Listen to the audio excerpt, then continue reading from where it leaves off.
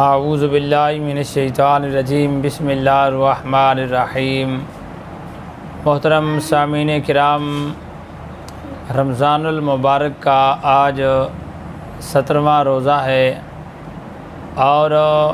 اس رمضان المبارک کی 17 تاریخ کو ام المومنین سیدہ عائشہ صدیقہ رضی اللہ تعالی عنہا کا انتقال ہوا۔ کون عائشہ صدیقہ؟ جو کہ اللہ رب العالمین کی محبوب بندی اور رب محبوب کی چہیتی زوجہ، افضل الخلق بعد الانبیاء، میرے کریم آقا علیہ السلام کے غار اور مزار کے ساتھی جناب سیدنا صدیق اکبر رضی اللہ تعالی عنہ کی پیاری لخت جگر اور ہم مومنوں کی ماں سیدہ عائشہ صدیقہ رضی اللہ تعالی عنہا میرے کریم آقا علیہ السلام کی حقوق زوجیت کے اندر جب آئیں تو آپ کی عمر مبارک 6 سال تھی، اور اس وقت میرے آقا علیہ السلام کے نکاح کے اندر حضرت سودا بھی تھیں۔ آقا علیہ السلام نے اپنی پہلی شادی حضرت سیدہ خدیجہ الکبریٰ رضی اللہ تعالی عنہا سے فرمائی، اور حضرت عائشہ صدیقہ رضی اللہ تعالی عنہا کی رخصتی میرے کریم آقا علیہ السلام کی ہجرت فرمانے کے بعد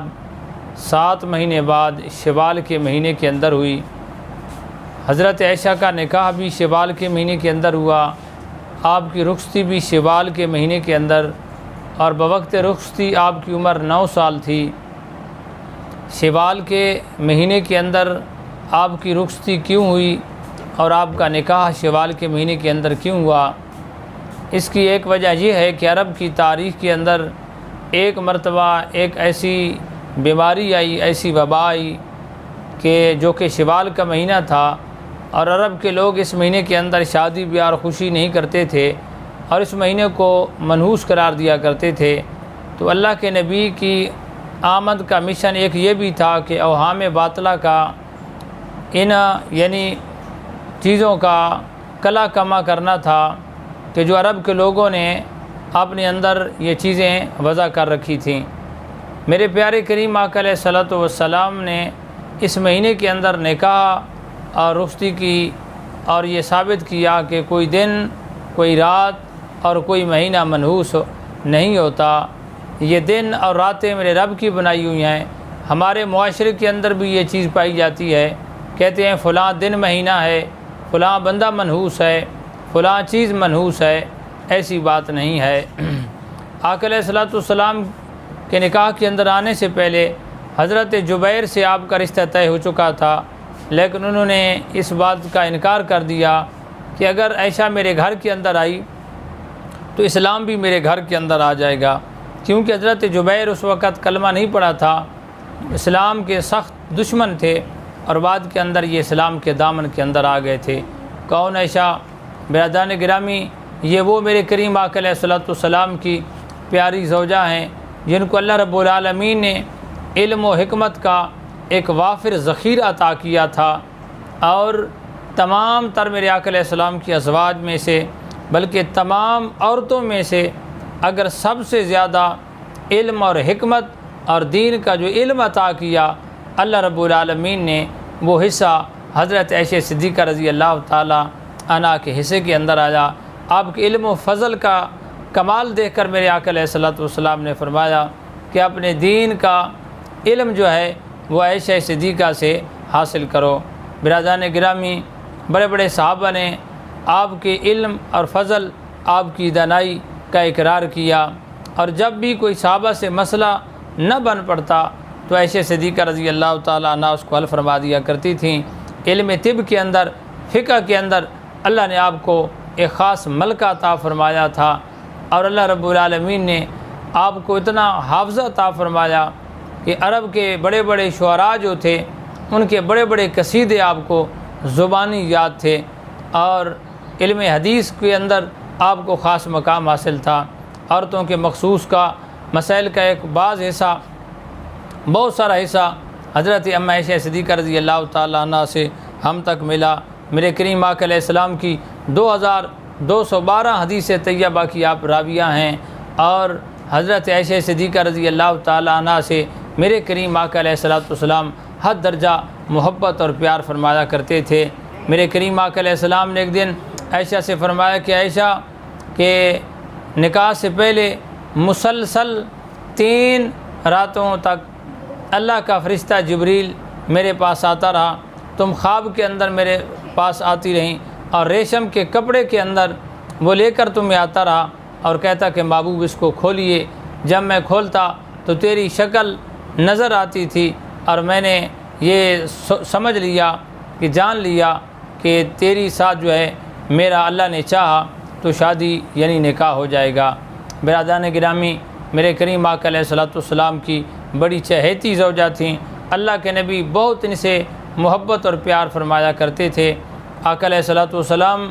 کے صحابہ سرکار کی محبت کے طلبگار تھے، اور صحابہ دیکھتے تھے کہ کون سا ایسا عمل کریں کہ اللہ کے نبی خوش ہو جائیں، اللہ کا نبی ہم سے راضی ہو جائے۔ اور میرے آقا علیہ السلام جب عائشہ صدیقہ کے گھر میں جاتے تو صحابہ زیادہ تر اپنے تحائف بھیجا کرتے تھے، تاکہ اللہ کے نبی صلی اللہ علیہ وسلم عائشہ سے محبت اور پیار بہت زیادہ کرتے ہیں۔ اور جب حضور صلی اللہ علیہ وسلم کے صحابہ تحائف بھیجا کرتے تھے تو اس وقت بعض ازواج مطہرات نے عرض کی، اللہ کے محبوب اپنے صحابہ سے عرض کر دیجئے کہ دیگر ازواج کے گھر کے اندر جب آپ ہوتے ہیں تو اتنے زیادہ تحائف نہیں آتے، لیکن جب آپ سیدہ عائشہ کے گھر میں جاتے ہیں تو آپ کے صحابہ اتنے تحائف پیش کرتے ہیں۔ میرے کریم آقا علیہ السلام نے فرمایا کہ لا توزینی، اے میری پیاری ازواج، عائشہ کے بارے میں مجھے کبھی جو ہے تم اذیت نہ پہنچاؤ، تکلیف نہ دو، کیوں کہ سرکار نے فرمایا کہ فَإِنَّ الْوَحْيَ،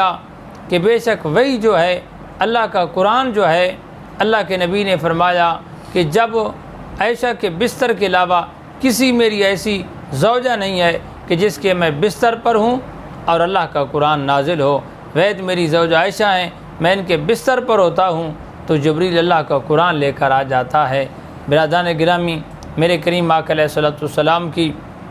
یہ وہ پیاری زوجہ ہیں کہ ایک دن میرے آقا علیہ الصلوۃ والسلام نے ارشاد فرمایا، اور ایک دفعہ پھر یہیں ازواج نے حضرت سیدہ فاطمہ کو سفارشی بنا کر میرے کریم آقا علیہ الصلوۃ والسلام کی برگاہ کے اندر بھیجا۔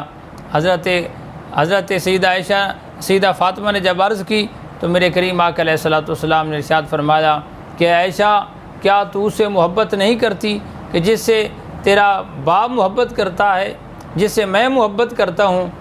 کیا تو اسے محبت نہیں کرتی؟ تو عرض کی قالا بلا، کیوں نہیں یا رسول اللہ صلی اللہ علیہ وسلم،